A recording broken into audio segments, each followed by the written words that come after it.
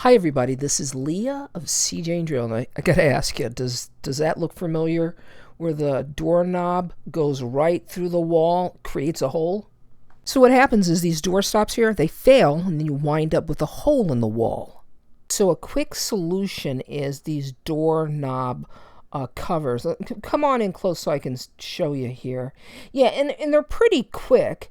All you have to do is, well, take it out of the package, and there's an adhesive on the back of the cover, and you just peel off the adhesive strips, okay, like I'm doing here. Now, you know, we've made a video in the past on how to repair drywall, but this is just a quick solution for maybe somebody who doesn't have the time right away and you don't want an unsightly hole in your wall. So what you do is you just take the cover, press it on. Okay, now you got to press it on firmly, all right?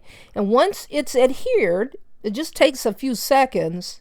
Well, look, you're good to go. So they're an inexpensive solution. Just a few bucks is what it cost me. They come in a small size and in a large size as well.